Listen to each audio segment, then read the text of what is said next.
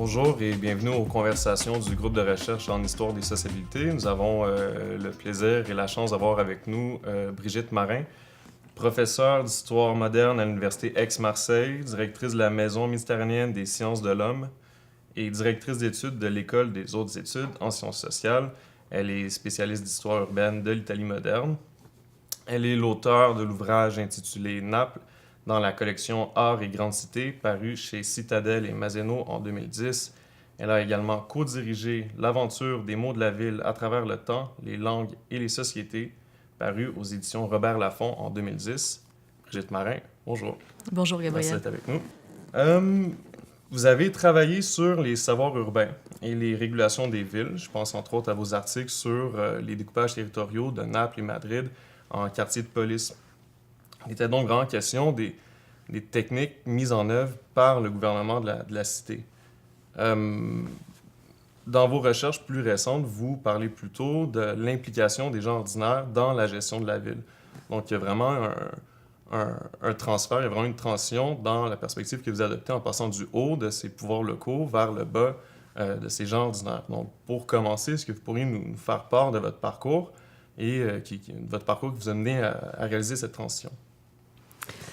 Oui, alors en effet, mes premières recherches et mon principal terrain de recherche a été Naples au XVIIIe siècle, et je me suis intéressée d'abord à la formulation de la question urbaine à Naples au XVIIIe siècle, dans le discours des réformateurs, des administrateurs, en lien avec les pratiques de gouvernement et avec les transformations urbaines que cette vision de la ville donnait, enfin comment était transformée la ville à partir de discours, de pratiques de gouvernement, à partir d'un plan de restructuration de la ville de la part de la monarchie. Et je me suis intéressée en particulier donc à un ensemble de réformes urbaines, surtout mises en œuvre à partir de 1734, lorsque Naples redevient la capitale d'un royaume indépendant, et où ces transformations urbaines ont deux objectifs majeurs. D'une part, refléter la puissance du souverain et mettre cette ville en quelque sorte au standard des grandes capitales européennes. Et d'autre part, utiliser aussi la ville comme un outil de développement pour le royaume tout entier.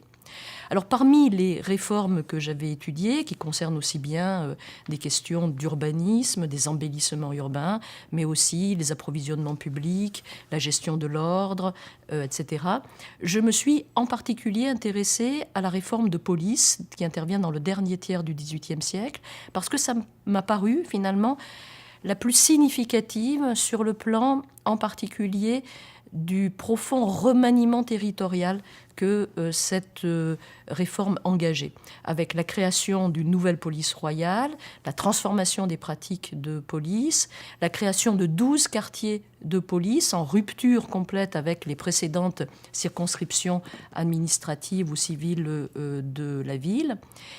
Et à partir de cette réforme que j'avais étudiée avec ces nouveaux découpages urbains, j'ai engagé un travail pendant une dizaine d'années avec d'autres collègues sous la forme de programmes collectifs sur les polices et en particulier sur la genèse des appareils policiers à Naples et à Madrid au XVIIIe siècle.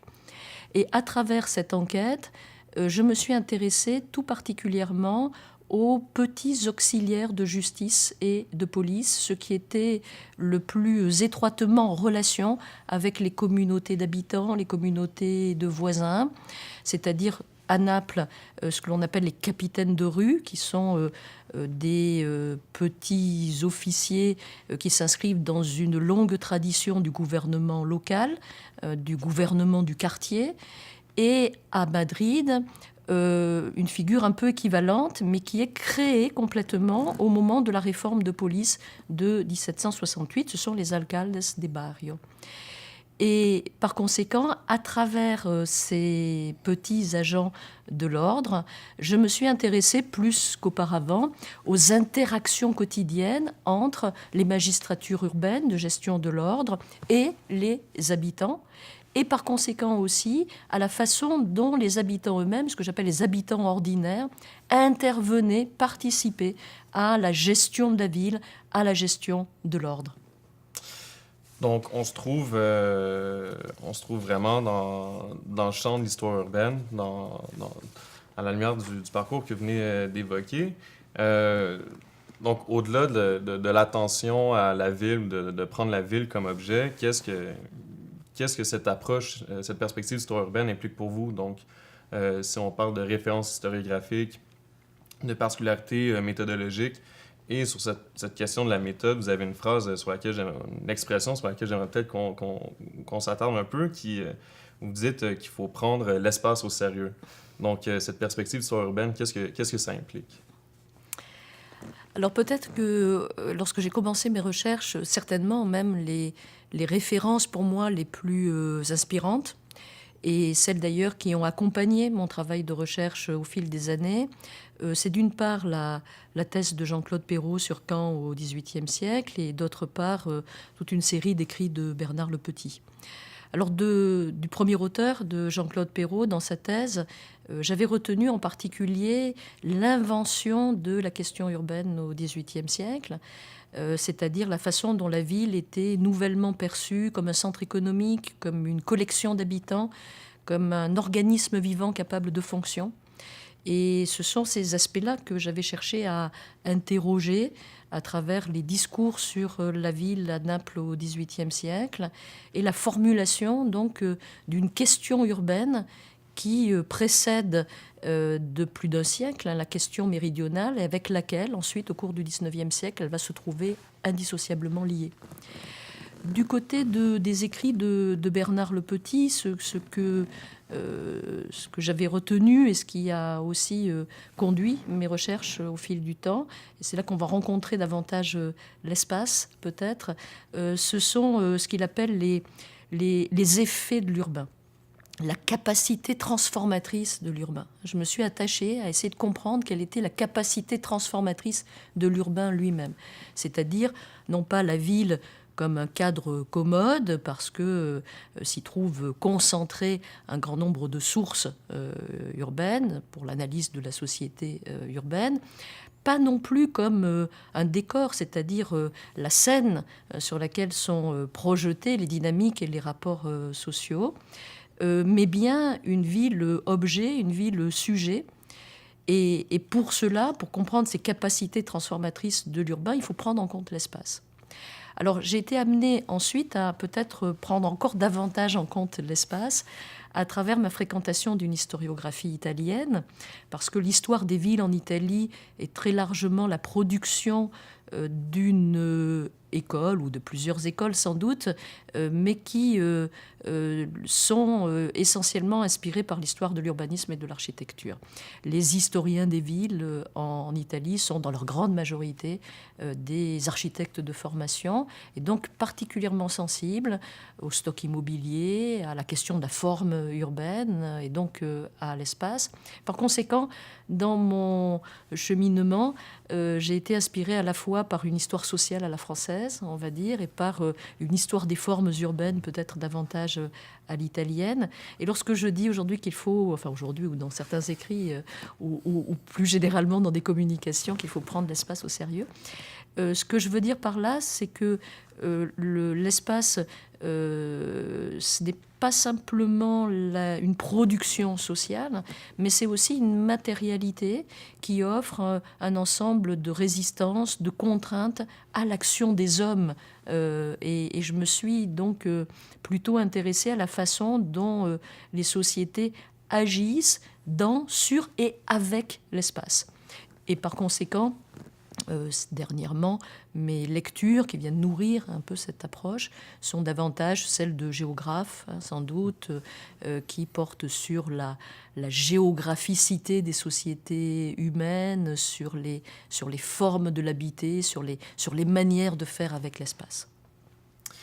Si on revient sur vos recherches actuelles, sur ces gens ordinaires qui interviennent dans la ville, dans la gestion de la ville, vous utilisez le concept de citadinité, qui est vraiment au cœur là, de vos recherches actuelles. D'où vient ce concept et comment le mobilisez-vous dans vos recherches? Alors cette notion de citadinité, elle a été, me semble-t-il, très employée, très utilisée par des géographes, par des sociologues dans les années, enfin, dès les années 70, mais surtout dans les années 90, pour l'analyse des villes du Sud, à un moment où elles connaissaient, au cours du XXe siècle, donc une très forte urbanisation, et pour s'intéresser, analyser les pratiques des habitants dans la ville.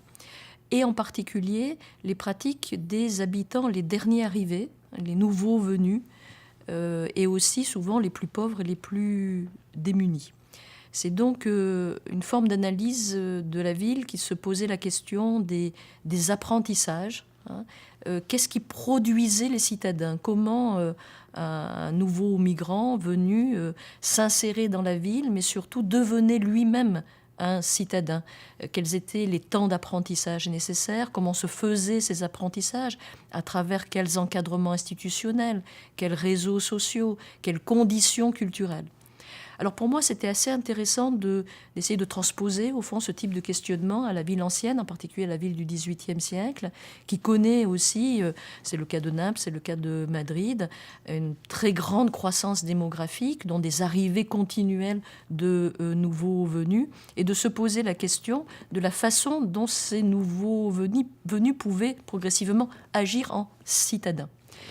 Alors le concept ou la notion plus exactement de citadinité a été aussi utilisé par un historien, Robert Hilbert, dans le cadre de ses travaux sur Alexandrie entre fin 19e siècle et début 20e siècle, pour indiquer à la fois une forme de gouvernement, c'est-à-dire ce gouvernement de la ville par des notables qui s'appuient sur des communautés et qui gèrent ces communautés, mais aussi un ensemble de services urbains.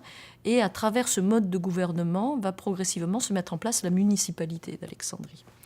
Donc ça désigne, cette citadinité désigne pour lui à la fois une forme de gouvernement, une façon, des formes d'agrégation sociale, la façon dont les habitants eux-mêmes forment des collectifs plus ou moins formalisés sur le plan des normes juridiques et institutionnelles pour exprimer leurs besoins de la ville, et puis dans la ville, de ressources, d'accès à des ressources, à des biens, à des services, et puis désigne aussi un esprit, une adhésion à une identité, une culture, des façons de faire dans la ville.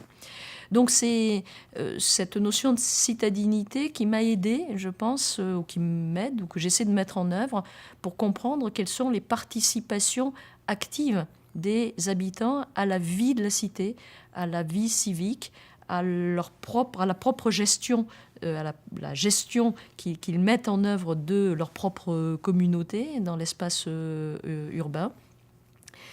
Et cette notion de citadinité, elle permet bien sûr de porter essentiellement le regard sur les pratiques, non pas s'intéresser uniquement ou strictement au statut des habitants, et en particulier à savoir s'ils sont bourgeois ou s'ils ne le sont pas, s'ils ont des titres de citoyenneté urbaine ou pas.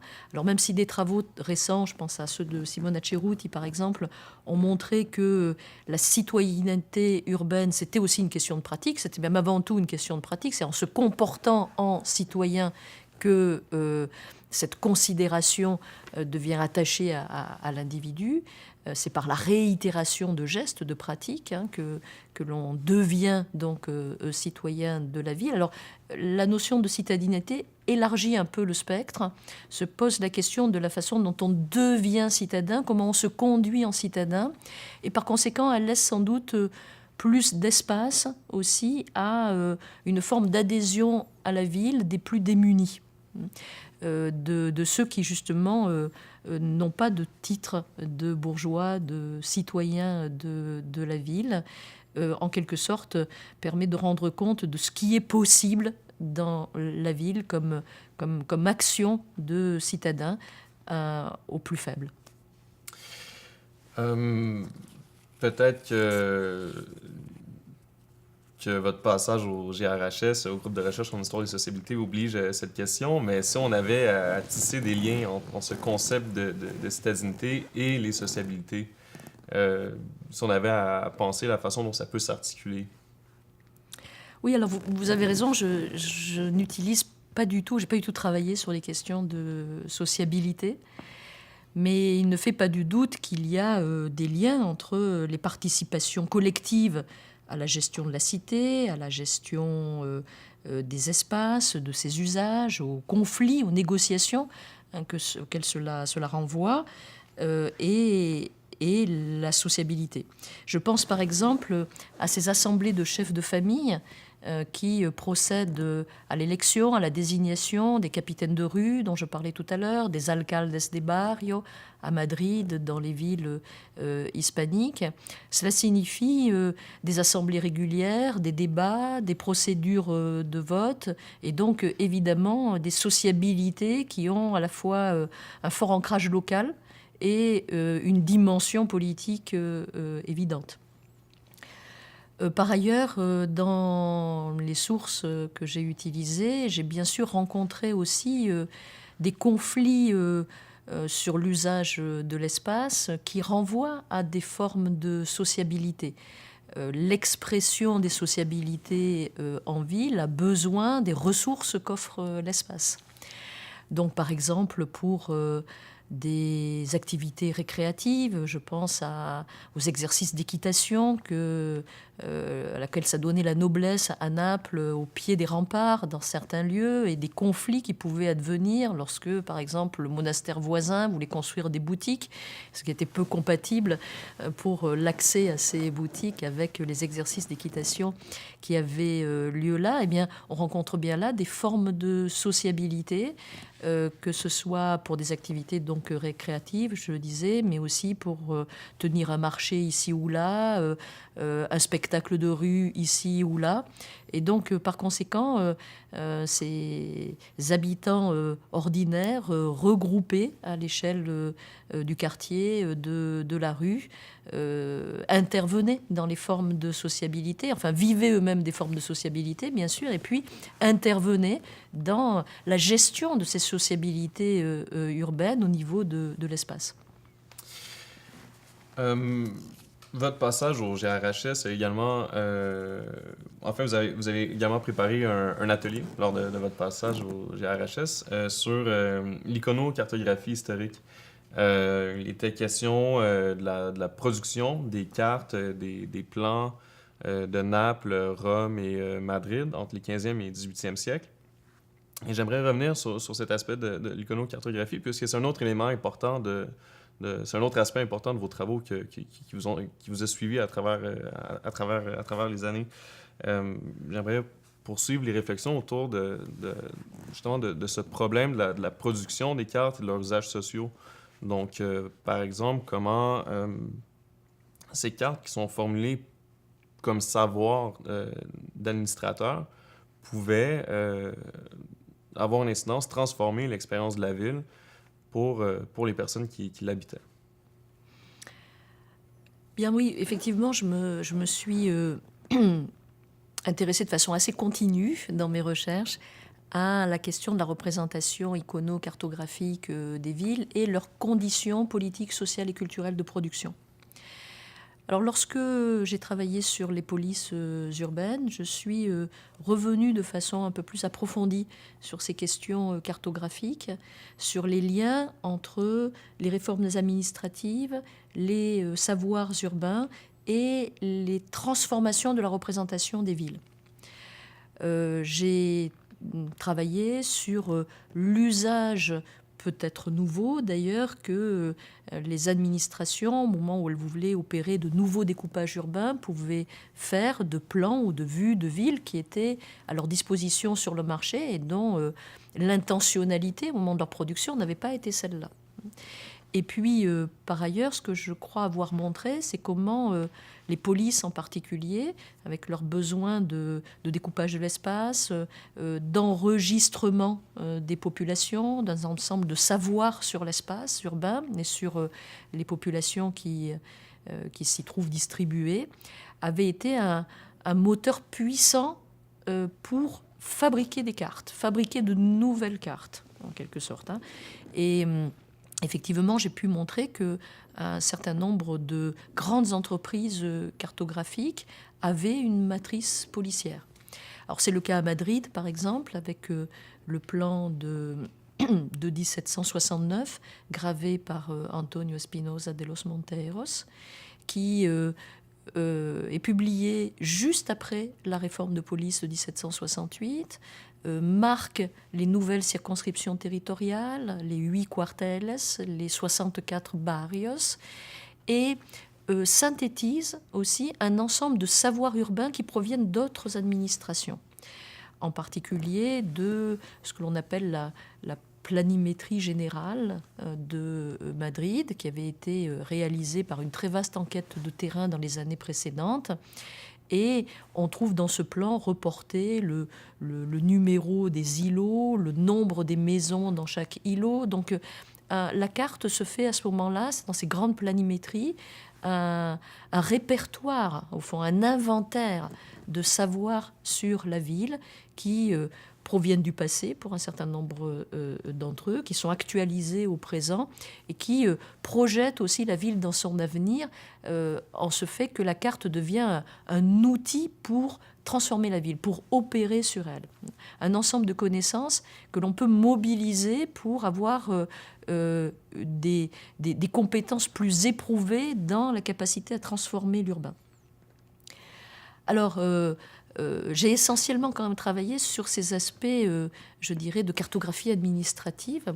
Mais ce que l'on voit bien, également dans cet exemple que je citais à l'instant, c'est comment, à partir de ces grandes opérations cartographiques, se déclinent dans d'autres formats des copies, des cartes des quartiers de la ville qui vont accompagner les guides et qui donc vont se déployer dans de tout autres usages, des usages pour les voyageurs, mais des usages aussi pour les habitants, pour se repérer dans la ville, pour se déplacer, ou tout simplement pour avoir à disposition un ensemble aussi de connaissances sur la ville, sur sa topographie, sur ses institutions, bref ce qui fait aussi son identité. Et par conséquent, effectivement, à la fin du XVIIIe siècle, on voit se diffuser des usages de la carte dans des publics beaucoup plus élargis, ce qui transforme certainement aussi la vision de la ville de la part de ses usagers. Et enfin, peut-être pour conclure, quels sont les chantiers que vous voyez devant vous? Quelles sont les perspectives de recherche qui se trouvent devant vous? Alors, je voudrais continuer à travailler dans les prochaines années sur ces pratiques citadines participatives. Et j'ai engagé pour ça 2 chantiers parallèles. L'un qui porte toujours sur la gestion de l'ordre, sur les polices et les justices de proximité. L'historiographie a en général montré le déclassement à la fin de l'Ancien Régime, dans les villes européennes, des polices civiques, celles qui émanaient directement des communautés d'habitants, de quartiers, etc. Et en fait, l'Observatoire italien sur lequel je travaille montre la grande vivacité encore de ces formes d'encadrement des populations au cours du XVIIIe siècle. Et donc, j'ai engagé une comparaison entre Naples, Milan et Florence autour de ces petits auxiliaires de police et de justice qui ont des fonctions tout à fait importantes de médiation, de régulation sociale au cœur des communautés d'habitants. Et puis, le deuxième chantier porte davantage sur la dimension spatiale de la citadinité. Il concerne Naples une fois encore. Je travaille sur les archives d'une magistrature municipale qui avait en charge tout ce qui relevait de la construction urbaine, de l'usage des sols, des permis de construire, de la voirie, etc. Et qui me permet d'essayer de travailler sur les mobilisations d'habitants en situation de transformation urbaine. comment ils interviennent, quelquefois pour faire ajuster les modifications qui sont proposées par l'administration. Et cela constitue donc les deux volets de mes prochaines recherches, qui, vous le voyez, continuent à lier, c'est un fil rouge un peu dans mon travail, d'un côté les politiques urbaines, les rapports sociaux et leurs implications territoriales, hein, les remaniements, les modifications territoriales dans la ville d'Ancien Régime. Et puis, ça correspond aussi toujours à une invitation de Bernard Lepetit qu'il formulait dans un article paru en 1992, où il l'invitait à tourner son regard vers ce qu'il appelait l'espace d'action des citadins. Alors c'est un espace d'action qui évidemment n'est pas le même pour tous, qui dépend des ressources mobilisables par ces différents citadins, de leur intégration dans la ville, de leurs réseaux sociaux, de leur capacité à interpréter aussi la ville au quotidien. Et je voudrais tenter, donc, avec ces chantiers-là, autour des participations citadines, à rendre compte, au fond, d'une histoire locale, politique de la ville. Brigitte Marin, merci beaucoup d'avoir été avec nous. Merci à vous, Gabriel, pour ces questions et pour la conduite de cet entretien. Merci beaucoup.